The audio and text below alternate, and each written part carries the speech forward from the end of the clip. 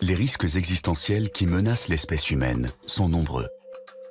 Parmi les scénarios les plus probables, tous ne mèneront pas à son extinction, mais pourraient réduire sa population. D'autres ont moins de chances de se produire, mais ils pourraient anéantir l'humanité tout entière.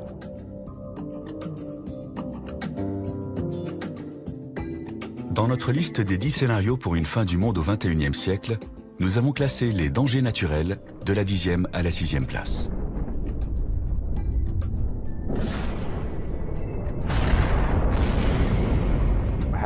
Nous avons survécu aux chutes d'astéroïdes et aux changements climatiques. Il paraît peu probable qu'un de ces dangers nous soit fatal au cours des 100 prochaines années. D'où ma conviction que si l'espèce humaine s'éteint au cours de ce siècle, ce sera le résultat d'une catastrophe anthropique, c'est-à-dire causée par l'homme lui-même.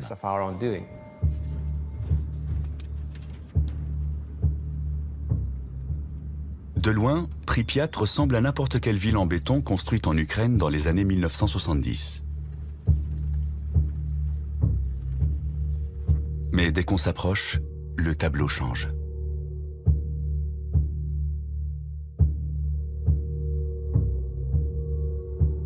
Il n'y a pas si longtemps, des dizaines de milliers de gens vivaient à Pripyat, jusqu'au jour où une catastrophe provoquée par l'homme l'a transformée en ville fantôme. L'attitude des gens est assez irrationnelle.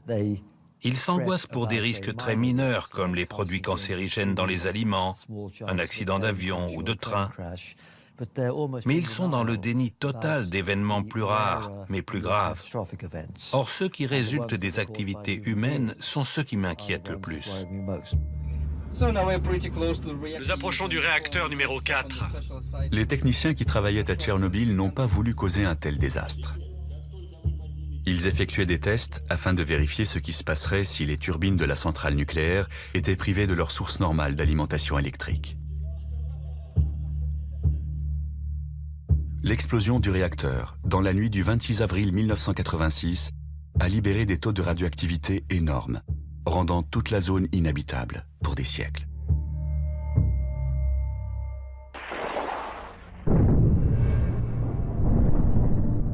Se pose alors la question, serions-nous capables de provoquer un accident encore plus grave? Une catastrophe telle que l'humanité serait anéantie.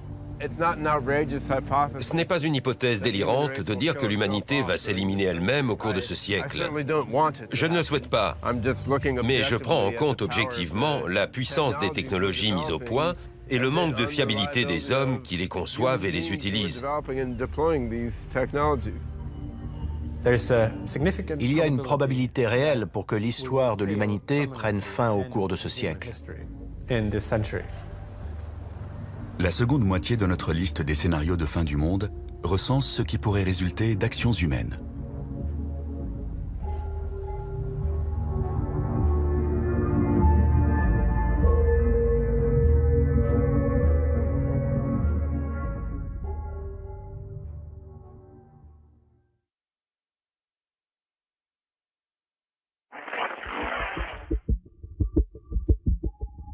Trois semaines avant que la bombe atomique ne soit larguée sur Hiroshima, le premier essai d'armes nucléaires de toute l'histoire a eu lieu dans le désert au Nouveau-Mexique. Prévu le 16 juillet 1945, le test baptisé Trinity avait soulevé certaines inquiétudes. Dès 1942, le physicien Edward Teller avait émis des doutes sur sa sûreté. D'après lui, en théorie, une bombe atomique pouvait déclencher une réaction en chaîne susceptible d'enflammer l'atmosphère autour de la planète. Que se passerait-il si l'explosion d'une bombe atomique enflammait l'atmosphère? Après tout, il se produit une petite réaction nucléaire dans une bombe de ce type. Qui sait si tous les atomes dans l'atmosphère ne pourraient pas être entraînés dans cette réaction en chaîne? L'hypothèse avait été prise suffisamment au sérieux pour qu'on mène une étude et qu'on charge des scientifiques de calculer ce risque.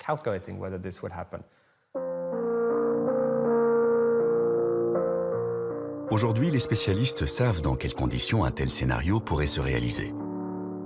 Mais en 1945, les conséquences physiques de l'essai étaient mal connues et on ne pouvait pas écarter cette éventualité. Malgré tout, l'expérience a été réalisée.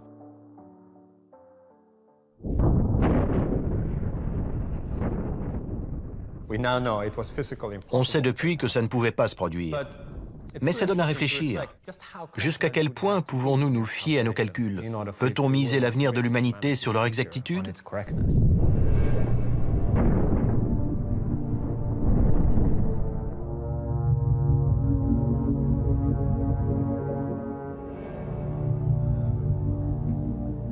De nos jours, les scientifiques mènent d'autres expériences dans le domaine de la physique. Ainsi, le plus grand accélérateur de particules du monde, qui se trouve au CERN à Genève, permet d'atteindre des niveaux d'énergie sans précédent.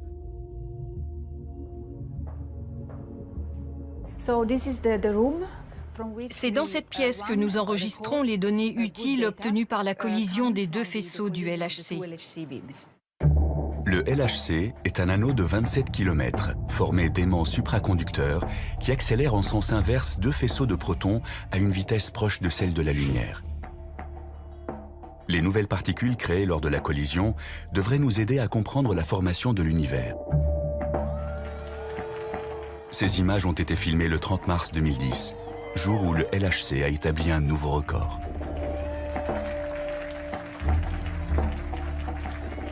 Pour la première fois, les deux faisceaux ont été accélérés à une énergie de 3,5 TeV par faisceau. On a vu sur les détecteurs les jets de particules produits lors de cette collision sans précédent. C'est ce qui a marqué le début d'une ère nouvelle dans la physique des particules et l'exploration d'un territoire encore inconnu. Pourtant, certains pensent que les expérimentations menées à Genève vont provoquer la fin du monde. Le progrès accompli par le grand collisionneur de Hadron a un intérêt immense dans le domaine de la physique des particules et de la physique théorique. Mais on aimerait aussi être sûr que les risques ont été bien évalués avant qu'on continue. Analyste en risque, Rick Wagner a soutenu une plainte déposée par deux personnes privées contre le CERN. Une issue fâcheuse signifierait la perte de notre planète.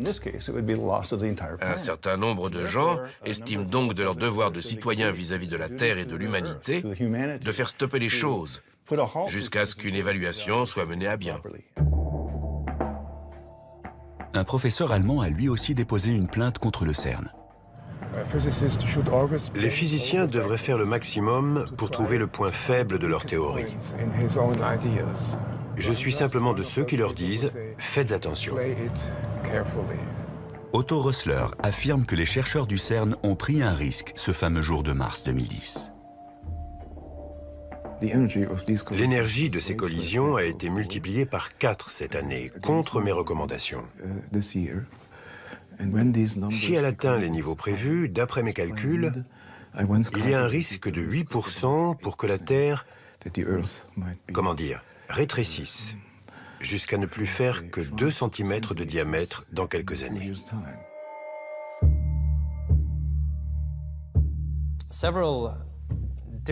On a envisagé plusieurs scénarios possibles, en se demandant si les expériences en physique sur les très hautes énergies, comme celles menées dans le LHC, pouvaient poser un risque existentiel pour l'humanité. Il y a un risque que ça crée un trou noir à l'intérieur de la Terre. Otto Rössler est un spécialiste reconnu de la théorie du chaos. D'après ses calculs, la collision des particules pourrait entraîner la formation de trous noirs microscopiques. Dans le domaine de la théorie des trous noirs, on a encore des choses à apprendre. Je crois que mon groupe de chercheurs a fait une découverte à ce sujet. De minuscules trous noirs pourraient se former lors de collisions à très haute énergie. Jusqu'à présent, l'accélérateur fonctionne à un niveau d'énergie qu'Otto Rössler considère comme acceptable. Mais cela devrait bientôt changer. On progresse à pas de géant. Notre objectif est de multiplier l'intensité des deux faisceaux par 2 ou 3, afin de produire un plus grand nombre de collisions. C'est bien ce qui m'inquiète justement, parce que d'après mes résultats, il y a une probabilité non nulle pour que ça provoque une catastrophe. Les trous noirs sont des objets de l'espace dont le champ gravitationnel est si puissant que même la lumière ne peut s'en échapper. D'après les spécialistes, le centre des galaxies est occupé par des trous noirs massifs. Et les étoiles massives s'effondrent pour former des trous noirs de taille moyenne lorsque leur carburant est épuisé. Mais en théorie, il pourrait exister des trous noirs infiniment petits. Si c'est le cas, les expériences menées à Genève pourraient en créer un. Fabiola Gianotti le reconnaît, c'est justement un des buts des chercheurs. La création de micro-trous noirs serait une découverte très importante. On y tient beaucoup. On pourrait produire ces particules à condition qu'il existe des dimensions spatiales supplémentaires, des dimensions microscopiques. Dans ce cas, la fabrication de micro-trous noirs serait possible, mais comme ils s'évaporeraient instantanément, ça n'engendrerait aucun risque. Pour Otto Rössler, au contraire, ces trous noirs artificiels posséderaient des propriétés différentes de ceux qu'on trouve dans l'espace. Le résultat de mes calculs montre qu'ils ne disparaîtront pas. S'ils sont assez lents pour rester à l'intérieur de la Terre, ils finiront par la dévorer de l'intérieur. Reste à savoir combien de temps cela prendra. Si l'on en croit le scénario d'Otto Rössler, un trou noir artificiel traverserait le champ magnétique de confinement de l'accélérateur de particules. Sous l'effet de la gravité, le trou noir serait attiré au centre de la Terre, où il grossirait en absorbant les atomes autour de lui, d'abord lentement, puis de plus en plus vite. Il aurait les caractéristiques d'un quasar.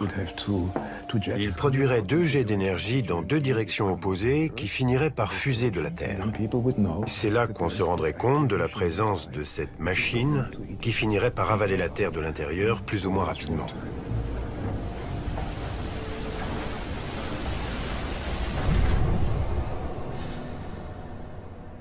Les chercheurs du CERN reconnaissent que des trous noirs artificiels pourraient avoir un comportement imprévisible. Mais ils ne pensent pas que cela présente le moindre danger. C'est vrai, on ne sait pas ce qui se passera, mais la nature fait la même chose que nous depuis 4,5 milliards d'années. Alors même si on ignore ce qu'on réussira à produire, ce n'est pas dangereux. Le risque que les expériences menées au CERN finissent par détruire l'humanité est très probablement nul. Pour l'instant, aucun physicien éminent ne partage les inquiétudes d'Otto Rössler au sujet des micro-trous noirs artificiels. Mais on ignore ce que les scientifiques construiront à l'avenir dans l'espoir de dompter les forces de la nature. Si on considère les expériences physiques qu'on n'a pas encore imaginées, le risque est faible, mais nettement plus important que celui présenté par un astéroïde ou une super-éruption. Une crise politique sans précédent pourrait conduire à un nouveau test Trinity, et la perspective de fabriquer des armes puissantes pourrait amener les gouvernements et les chercheurs à négliger les questions de sécurité. Comme c'était la guerre et que les avantages potentiels étaient immenses, ils ont procédé à l'essai. Ils ont eu de la chance. Mais quand on joue à la roulette russe, on n'a pas toujours de la chance. Sur notre liste des 10 dangers existentiels possibles, les expérimentations risquées occupent la 5e place. Si les expériences dans le domaine de la physique entrent dans la catégorie des menaces théoriques, le scénario suivant est en revanche très concret.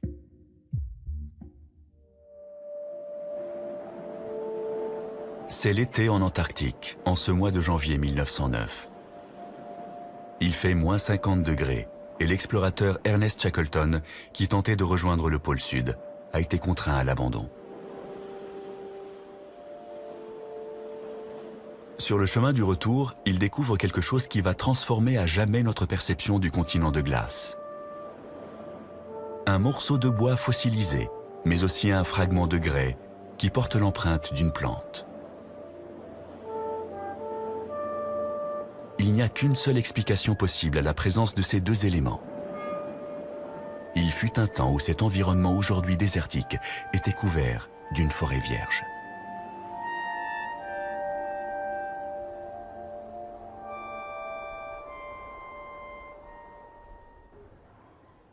Le climat de notre planète a connu de nombreuses variations, mais à l'époque de Shackleton, cette réalité n'était pas encore bien comprise. La Terre a connu une alternance de glaciation et de périodes beaucoup plus chaudes, comme celle connue sous le nom de maximum thermique du Paléocène-Éocène. La diversité biologique a diminué à cause des températures trop chaudes autour de l'équateur, et les formes de vie ont migré vers les régions polaires. Il n'y avait pas de calotte glaciaire sur Terre. L'Antarctique et le Groenland n'étaient pas recouverts par les glaces. On sait aujourd'hui que l'Arctique et l'Antarctique étaient peuplés de crocodiles et plantés de palmiers. Nous allons maintenant connaître une nouvelle période de réchauffement. Mais cette fois, c'est nous qui en sommes la cause. On joue avec le matériau vital de la planète. On fait des expériences sur la Terre, sur nous et sur tous les autres organismes vivants. Mais on ne sait pas combien de temps on a avant qu'il ne soit trop tard. 10 ans ou un siècle? Tous les signes du réchauffement climatique sont là. Et pratiquement tous les climatologues s'accordent à dire que les changements auront des répercussions graves. Le rapport du GIEC de 2007 a confirmé tous les rapports des années précédentes. On avait tiqué en 1995, on a commencé à s'inquiéter vraiment en 2001, et d'un seul coup, en 2007, on s'est rendu compte que c'était encore pire que ce qu'on pensait. On ignore jusqu'à quel point la situation risque de se dégrader. Les scientifiques craignent que nous dépassions une limite au-delà de laquelle les changements seront irréversibles. C'est ce qu'on appelle le point de basculement. Dans l'état actuel des choses, je n'exclus pas que la fonte des glaces qu'on enregistre au Groenland ait déjà créé une situation irréversible. Mais on ne s'en rendra pas compte avant 25 ou 50 ans. Une fois que la machine est lancée, on ne peut plus l'arrêter. C'est le point de basculement. Les études paléoclimatiques ont montré que nous allons peut-être connaître une hausse brutale des températures mondiales. Il y a 55 millions d'années, à l'époque où les fossiles retrouvés par Ernest Shackleton se sont formés, le même scénario s'était produit. Il y a eu un réchauffement relativement rapide, peut-être autant que celui que nous avons déclenché en émettant plus de CO2 dans l'atmosphère. On associe généralement l'effet de serre avec la petite molécule de dioxyde de carbone. Pourtant, il existe d'autres gaz à effet de serre. Par exemple, le méthane, 20 fois plus nocif. Les chercheurs pensent que le réchauffement qui s'est produit il y a 55 millions d'années est dû à une hausse brusque des concentrations de ce gaz dans l'atmosphère. Les climatologues craignent que nous n'atteignions le point de basculement dans les régions où des dégagements de méthane peuvent se produire.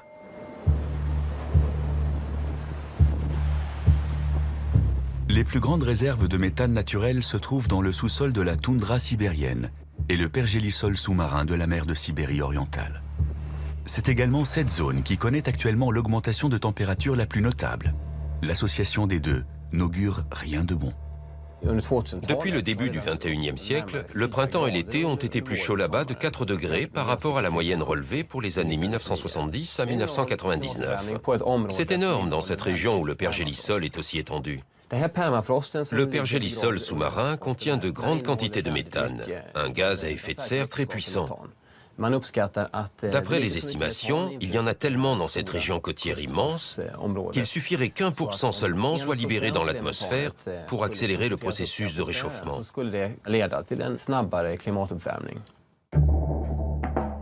Örjan Gustafsson a pris part récemment à une expédition dans la mer de Sibérie orientale. Jusqu'à présent, on pensait que le pergélisol retenait le méthane captif au fond de l'eau. Mais le professeur Gustafsson a constaté que ce n'était plus le cas. On a effectué des milliers de prélèvements à différents endroits de cette zone. On s'est aperçu, contrairement à ce qu'on pensait avant, que le méthane s'échappait du sous-sol sur près de la moitié de ce territoire. La quantité de méthane émise dans l'atmosphère équivaut à 8 millions de tonnes chaque année. Personne ne peut dire à quel moment le point de basculement sera franchi, ce qui libérera des quantités phénoménales. Tout dépend de notre capacité à réduire nos émissions de gaz à effet de serre. Avant la révolution industrielle, il y a 150 ans, le taux de dioxyde de carbone dans l'atmosphère était de 270 parties par million. Aujourd'hui, il est de 390 ppm, soit une augmentation de près de 50%.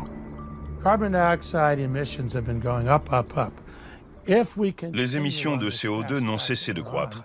Si on continue à ce rythme, on atteindra certainement un taux de 800 à 1000 ppm à la fin de ce siècle. Je n'hésite pas à le dire, ce serait une catastrophe. Steven Schneider est un des principaux experts du panel des Nations Unies sur le climat. Il a tenté de savoir comment notre planète réagirait dans un tel cas. Avec un taux de 1000 ppm, le réchauffement serait de plus de 4 degrés, peut-être même 6 ou 8.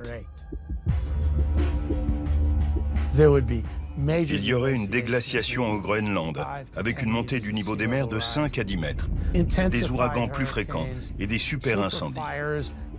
Jusqu'à 40% des espèces pourraient disparaître. L'Europe serait en proie aux inondations monstres. Ciao Venise. Et tout le monde se dirait, qu'est-ce qu'on a fait? Mais ce réchauffement rendrait-il la planète inhabitable, au point de provoquer la disparition de l'espèce humaine? Je fais partie des moins pessimistes. Certains collègues pensent qu'en effet, ce scénario catastrophe entraînerait l'extinction de l'humanité. Selon eux, le réchauffement déclencherait la libération de tout le méthane contenu dans la toundra et sous la mer. Au lieu d'être de 1000 ppm, le taux de ce gaz atteindrait le double. Confrontés à une crise grave, nous serons peut-être forcés de recourir à des mesures extrêmes. L'idée serait de modifier volontairement le climat de la Terre. Par exemple, en injectant de la suie dans l'atmosphère ou en mettant sur orbite des miroirs qui intercepteraient une partie de la lumière du Soleil. C'est ce que l'on appelle la géo-ingénierie. Cela consiste à mettre en œuvre des techniques qui empêcheraient la planète de se réchauffer. Une sorte de solution de repli au cas où nous serions incapables de réduire nos émissions de CO2. Mais beaucoup de spécialistes redoutent que ça ne fasse qu'empirer les choses. Les projets de la géo-ingénierie ne sont pas sans danger. On sait très bien que quand l'homme commence à bidouiller des systèmes complexes qu'il ne comprend pas très bien, il y a forcément des effets secondaires. Que faire si on ne peut pas déterminer quels seront exactement les effets secondaires engendrés? Il y a un risque pour que le remède soit pire que le mal. C'est une expérience très dangereuse. Il est peu probable que l'homme provoque un jour une catastrophe climatique telle qu'elle rende la planète inhabitable. Mais dans le pire des cas, nous serons peut-être obligés de faire comme la faune et la flore il y a 55 millions d'années. Migrer vers l'Antarctique, libérer des glaces.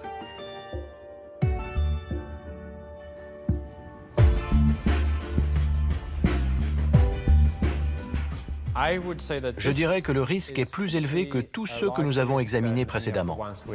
L'impact d'un astéroïde, l'éruption d'un supervolcan, voire les expérimentations risquées.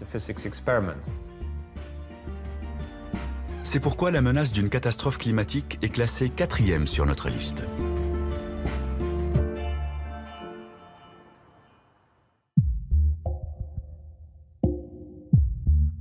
Dans un passé récent, aucun risque n'a été aussi réel que le suivant.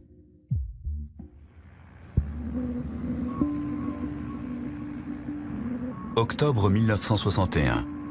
Un bombardier Tupolev fait route vers l'océan Arctique. Le commandant Andrei Donovtsev a été chargé de procéder à un essai nucléaire qui restera dans les annales.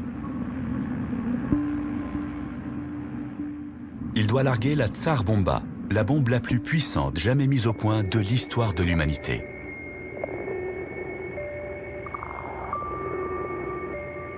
« 50 mégatonnes, l'équivalent de 3000 fois celle d'Hiroshima.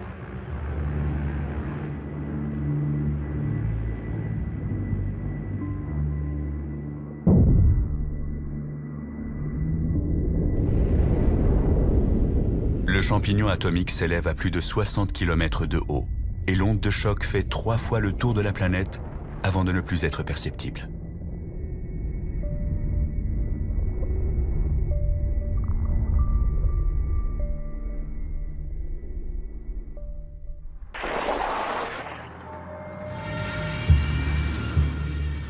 Cet essai a lieu au plus fort de la guerre froide, 6 mois après l'affaire de la baie des Cochons et 1 an avant la crise des missiles à Cuba. Des événements qui auraient pu déboucher sur une 3e guerre mondiale. Dans les années 1970, il y avait plus de 70 000 armes nucléaires dans le monde. Aujourd'hui, cet arsenal est sensiblement plus modeste, mais il reste encore des milliers de missiles américains et russes. Il suffirait d'appuyer sur un bouton pour déclencher l'apocalypse. Ce point représente la puissance explosive cumulée de toutes les bombes larguées pendant la Seconde Guerre mondiale, entre 2 et 3 mégatonnes et 15 millions de victimes. Tout le reste, c'est la puissance explosive de l'ensemble de l'arsenal nucléaire aujourd'hui. On pourrait croire qu'en cas de guerre nucléaire, le principal danger viendrait de cette puissance et des niveaux de radioactivité mortels. En réalité, les répercussions les plus graves seraient causées par autre chose. Une bombe nucléaire, c'est un petit bout du Soleil sur Terre pendant une fraction de seconde. L'éclat est tellement brillant qu'il agit comme une allumette et brûle absolument tout dans un rayon d'une dizaine de kilomètres. La fumée de ces incendies resterait dans l'atmosphère pendant de nombreuses années. Ça bloquerait la lumière du Soleil et le refroidissement et l'obscurcissement provoqueraient alors un bouleversement climatique. Le fracas des bombes s'étue. Dans le silence, un nuage s'élève dans le ciel. Les travaux d'Alan Robock montrent que l'arsenal atomique actuel suffirait à causer un hiver nucléaire. Voilà le nuage de fumée et sa distribution dans l'atmosphère. Les vents le pousseraient autour du globe et en l'espace de 2 semaines, toute la planète serait touchée. Peu importe la direction que prendrait la fumée, elle serait distribuée par les vents sur presque toutes les zones habitées en 15 jours.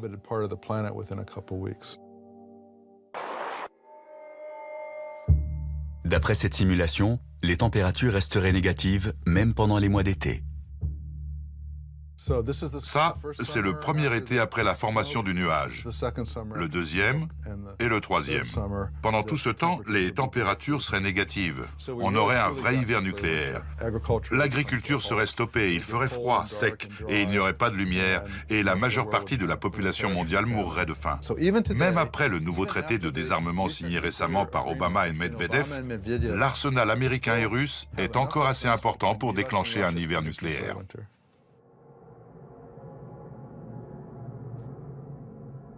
La guerre froide a pris fin au début des années 1990 et la situation politique est nettement moins tendue. Mais on ne peut pas pour autant écarter l'éventualité d'un nouveau conflit. Il ne faut pas se faire d'illusions. Ce n'est pas parce que la guerre froide s'est terminée sans incident nucléaire que nous sommes à l'abri de ce danger.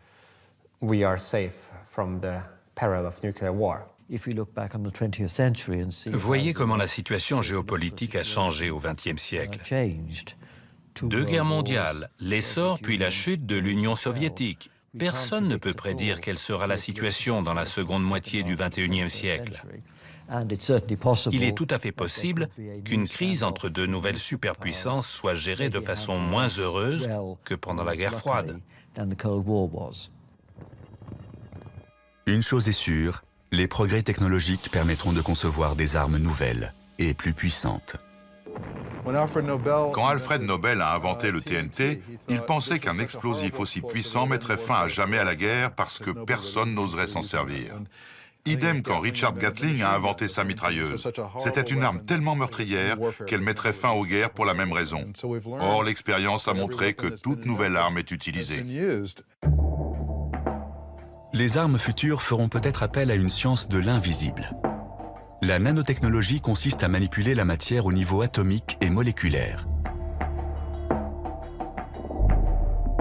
Travailler dans le monde de l'infiniment petit permet d'améliorer la solidité, la durabilité et l'élasticité des choses. Cela permet aussi de lutter plus facilement contre les maladies et les problèmes environnementaux. C'est une technologie extrêmement puissante, dont les applications pourront être aussi bien bénéfiques que néfastes.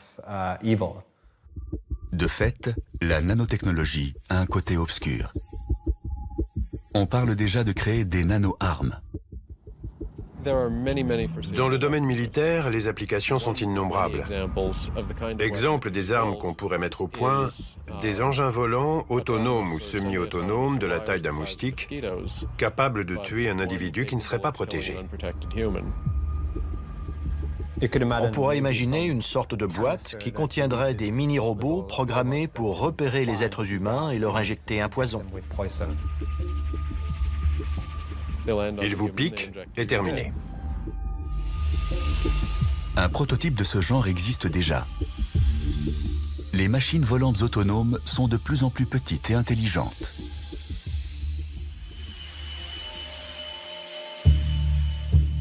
Les pires scénarios sont envisageables. On peut aussi imaginer des machines microscopiques qui se comporteraient comme des bactéries. Elles détruiraient toutes les ressources naturelles et proliféreraient de manière incontrôlée. Une armada de machines microscopiques pourrait ravager un territoire ennemi en dévastant tout sur son passage. Pour l'instant, tout cela est purement théorique. Mais jusqu'à quand ?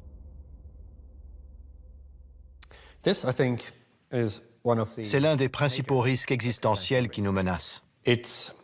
Pour le moment, il est de zéro, car nous ne disposons pas d'armes nanotechnologiques susceptibles de mettre l'humanité en danger. Mais ce sera un risque à l'avenir.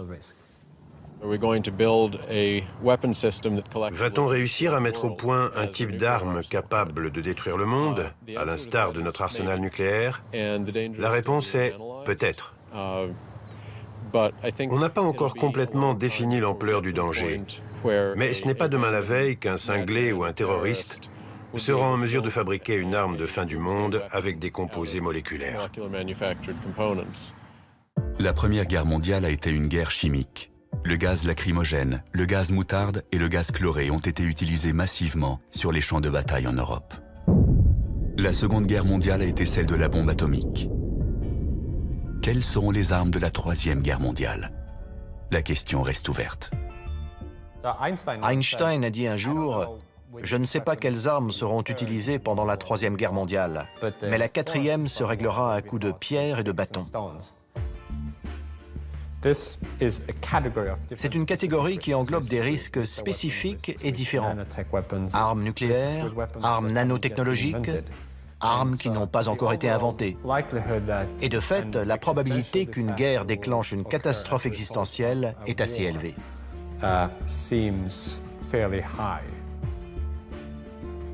La menace d'une guerre apocalyptique arrive donc en troisième position sur notre liste.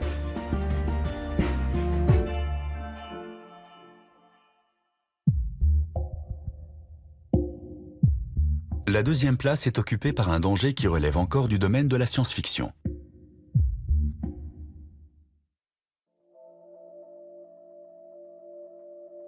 On pensait que c'était impossible jusqu'à ce jour de 1997 où le champion du monde d'échecs a été battu par un ordinateur. La partie qui a été la plus suivie de l'histoire a été la deuxième du match entre Garry Kasparov et Deep Blue, le 4 mai 1997 à New York. C'est celle qui a été la plus serrée. Au cours de cette deuxième partie, le superordinateur Deep Blue joue un coup qui prend le champion totalement au dépourvu. Pour répliquer, celui-ci prépare alors un piège, certain que l'ordinateur va tomber dedans. Kasparov a utilisé cette variante pour obliger l'ordinateur à prendre son pion. Après avoir étudié le jeu, il s'était dit « Je vais lui proposer un petit œuf de Pâques, il sera content ». Mais la machine ne se comporte pas comme ses adversaires habituels. Après 2 minutes de calcul, Deep Blue joue un coup qui va causer la perte du champion. Au 37e coup, l'ordinateur refuse. « Non merci, je n'ai pas faim pour l'instant, je le garde pour plus tard ». Il n'a pas l'intention de manger rapidement toutes les pièces de son adversaire. Au lieu de ça, il opte pour une stratégie à long terme. Le coup 37 est complètement inattendu. Plus tard, Kasparov dira que la machine semblait avoir fait preuve d'intelligence humaine.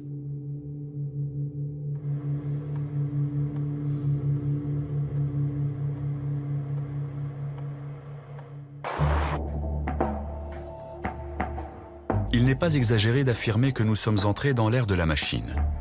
Il nous serait impossible de revenir à un monde sans ordinateur ni automatisation. Les machines sont essentielles pour la gestion du trafic aérien, l'entretien des centrales nucléaires, le traitement des communications et le contrôle de l'économie mondiale. Sans elles, notre civilisation s'écroulerait. L'avenir n'est pas rassurant pour ceux qui pensent que nous sommes déjà à leur merci. Elles vont devenir omniprésentes et seront de plus en plus perfectionnées.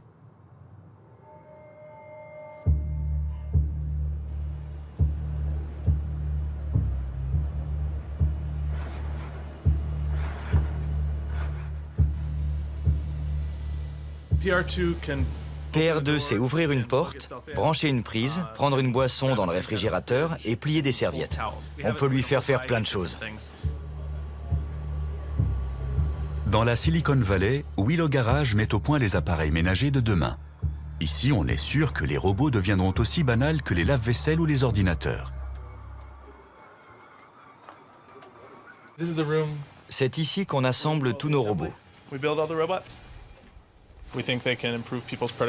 Nous sommes convaincus qu'ils peuvent améliorer la qualité de vie des gens. On les verra bientôt dans les maisons et sur les lieux de travail. Un lave-vaisselle, c'est un robot très spécialisé. Imaginez un robot polyvalent qui lave la vaisselle, mais aussi la range ou la sort du placard. Tout d'un coup, ça devient beaucoup plus intéressant.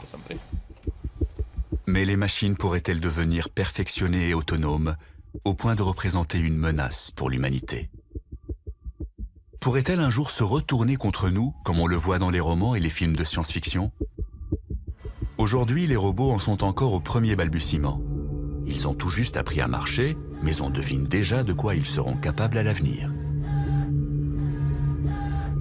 On les imagine aisément manipulant une arme, et plus seulement une boisson ou un ballon.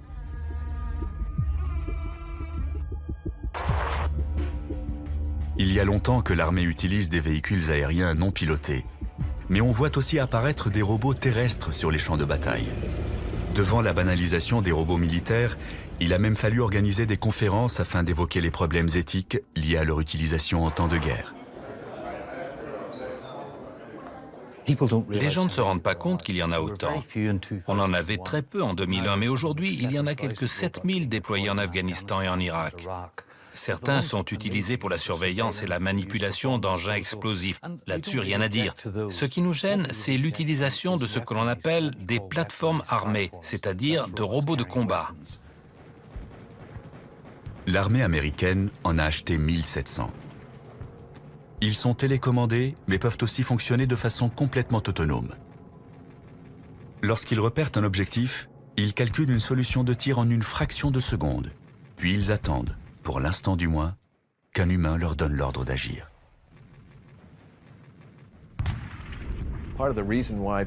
Ces systèmes sont autonomes parce que le rythme de la guerre a changé.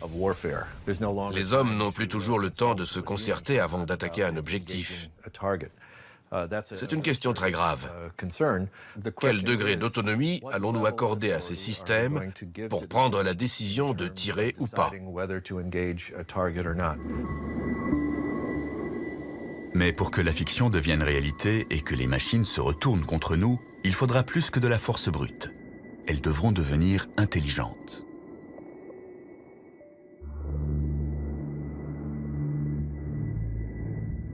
La communauté scientifique est divisée sur la question. Est-il possible de créer une intelligence artificielle, ou IA? Ben Goertzel est convaincu que les machines vont non seulement atteindre notre niveau, mais nous dépasser. Il y a 99% de chances pour qu'à la fin du XXIe siècle, l'IA soit nettement plus intelligente et puissante que les humains. Ce n'est plus nous qui commanderons sur Terre. Une stratégie de recherche révolutionnaire a fait naître l'espoir chez les partisans de l'IA. Des scientifiques tentent de créer une version numérique du cerveau humain. Synapse par synapse, cellule par cellule, le cerveau est converti en 1 et en 0. Si l'expérience réussit, cet esprit numérique pourrait s'avérer plus performant que son équivalent biologique. Un esprit numérique peut surpasser un cerveau humain dans de nombreux domaines. Il peut être plus intelligent et plus respectueux de l'éthique que l'homme. Il peut aussi être davantage capable de se corriger et de s'améliorer. Une machine super intelligente pourrait gérer les procédures à l'échelle mondiale bien plus efficacement que nos systèmes informatiques actuels. Mais la collaboration avec des machines est peut-être un pari dangereux.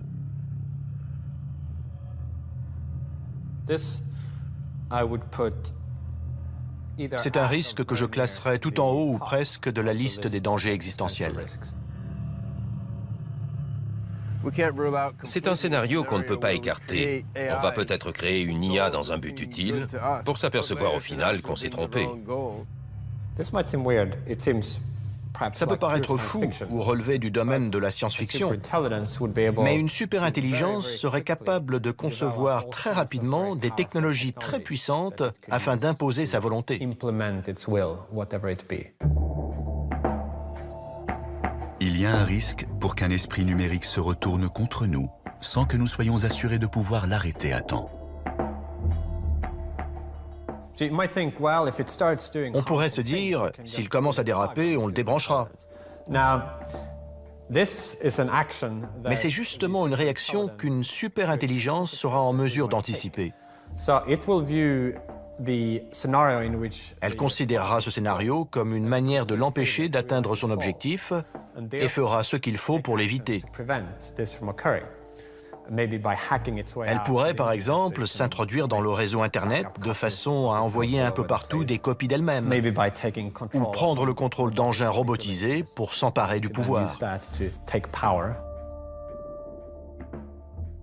Au cas où nous ne serions pas d'accord avec son objectif, l'IA pourrait se servir des robots du futur pour nous empêcher d'appuyer sur le bouton arrêt. Et si nous prenions les armes, elle pourrait décider que la solution la plus simple serait de se débarrasser de nous.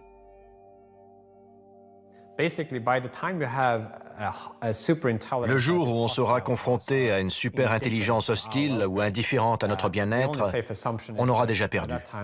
C'est une certitude. C'est pour ça que la première qu'on fabriquera devra être une superintelligence amicale. Comme avec toutes les autres catastrophes existentielles, on n'aura pas droit à un deuxième essai. Il ne faudra pas se tromper.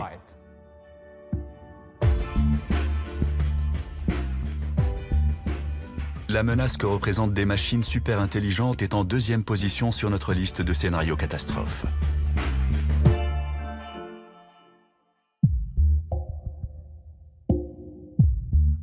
Et voici maintenant le numéro 1.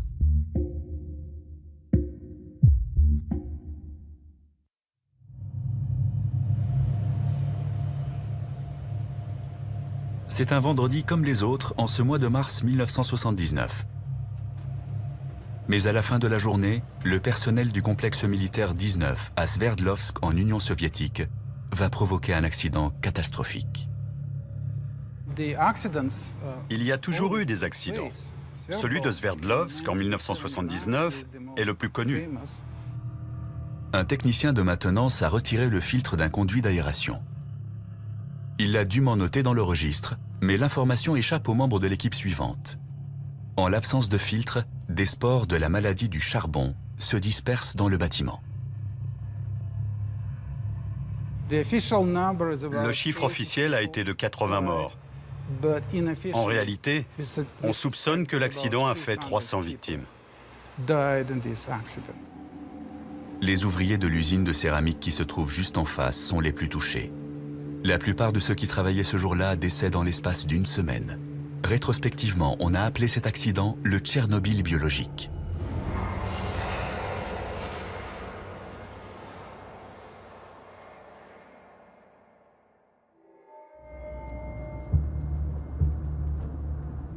Les superpuissances de la guerre froide ont officiellement mis un terme à leur programme d'armes biologiques. Mais elles sont toujours en mesure de produire des micro-organismes mortels.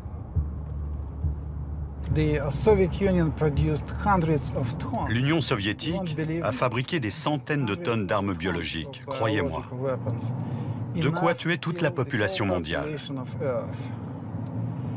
En se fondant sur cet exemple, on peut penser qu'un pays doté de ressources modérées serait capable de produire une quantité importante d'armes de ce type. Entre 1976 et 1986, cet homme était responsable du laboratoire secret soviétique Vektor à Novosibirsk. On a tenté de modifier des virus en introduisant des fragments synthétiques d'ADN dans leur matériau génétique. L'idée était de les rendre plus puissants, d'en faire des tueurs dotés d'une plus grande virulence. Le laboratoire de Sergueï Popov a mis au point une nouvelle souche de la peste qui résiste aux 10 antibiotiques les plus utilisés, ainsi qu'un virus de la variole particulièrement ravageur.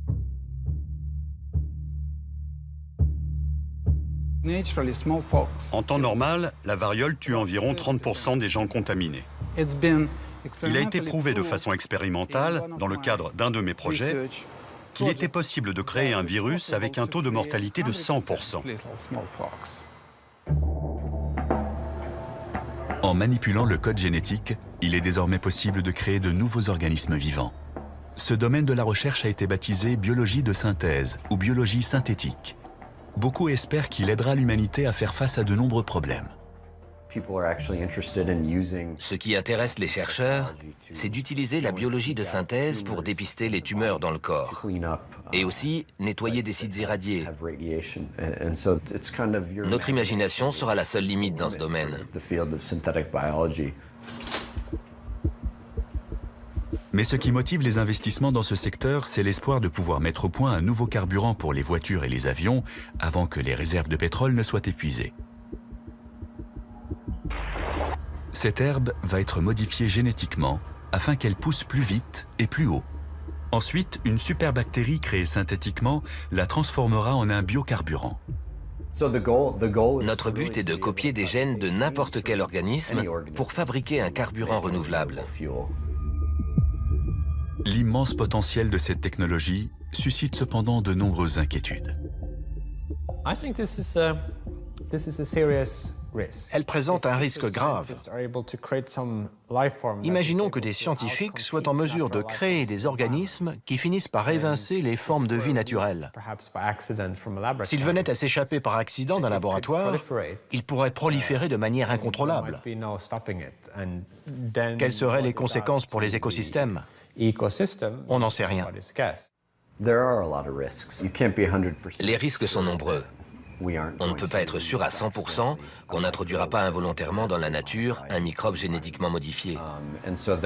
C'est pour ça qu'on travaille à doter ces organismes de circuits automatiques d'autodestruction, de façon à ce que les microbes en question se suicident s'ils sont disséminés dans l'environnement.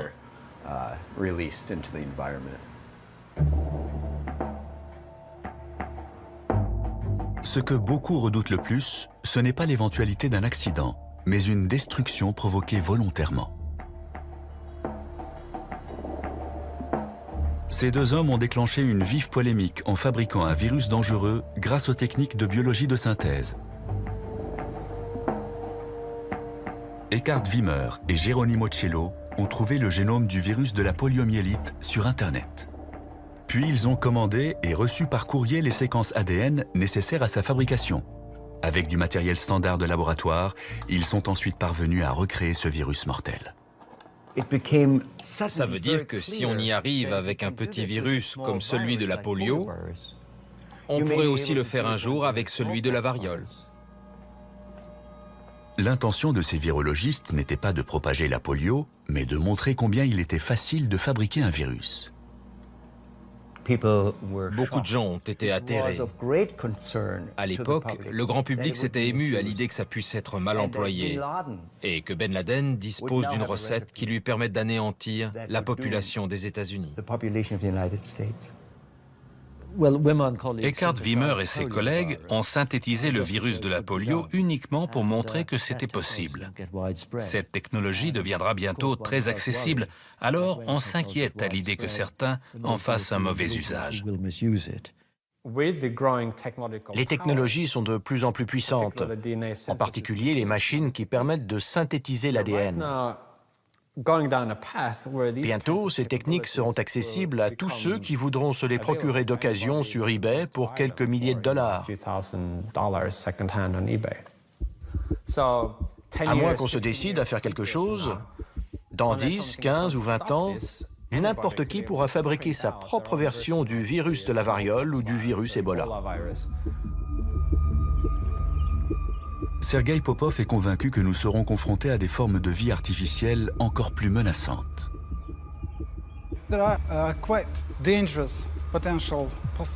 Il y a d'autres hypothèses, comme celle d'une bactérie renfermant un virus.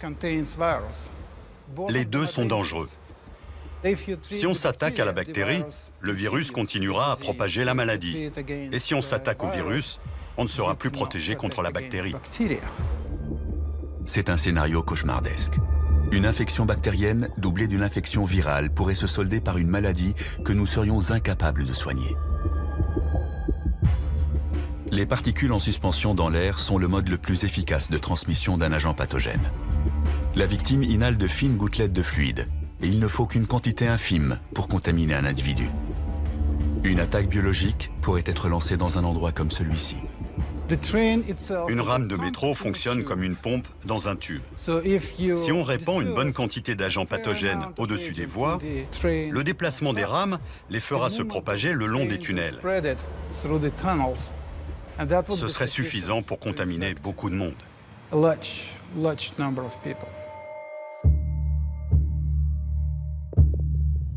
Des fanatiques religieux pourraient organiser des attentats biologiques un peu partout dans le monde.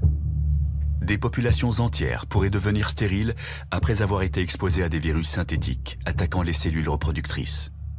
Une superbactérie pourrait détruire toutes les plantes et anéantir la production de nourriture.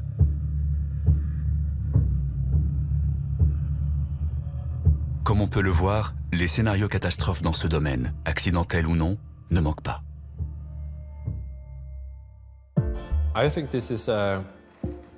C'est le principal risque existentiel. Si un tel pouvoir devait devenir accessible à tout le monde, il est évident que certains voudront l'utiliser à des fins de destruction. Les méchants pourraient être n'importe qui. Un État voyou, un groupe terroriste sophistiqué, ou juste un scientifique mal luné. Ce serait difficile à mettre sur pied, mais très franchement, on sait le faire. Au XXIe siècle, la biologie de synthèse apparaît comme la plus grande menace contre l'humanité.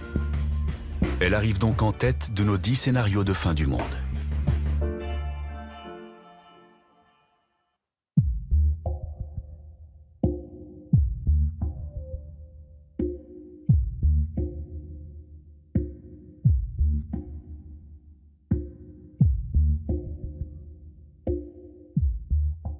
Notre liste est enfin complète. Pourtant, il faut encore évoquer un dernier danger, peut-être plus grave que les 10 autres combinés, car notre jeu comporte une 11e carte. Cette carte rentre dans la catégorie des risques existentiels majeurs. Il serait naïf de se dire « ça y est, on connaît enfin les principales menaces ». Il y en a peut-être 2 ou 3 autres, aussi importantes que les armes nucléaires, la biotechnologie, la nanotechnologie et l'IA, et qui restent à inventer.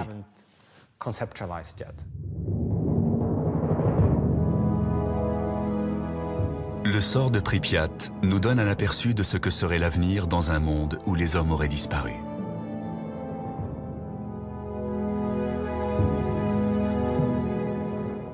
Le voyage de l'humanité durera-t-il encore longtemps ?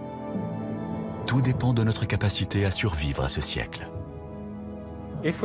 Si nous y parvenons, le risque de voir l'homme s'éteindre à cause d'une catastrophe existentielle pourrait diminuer. À partir de là, l'espèce humaine pourrait espérer une certaine longévité et son avenir pourrait éclipser son passé.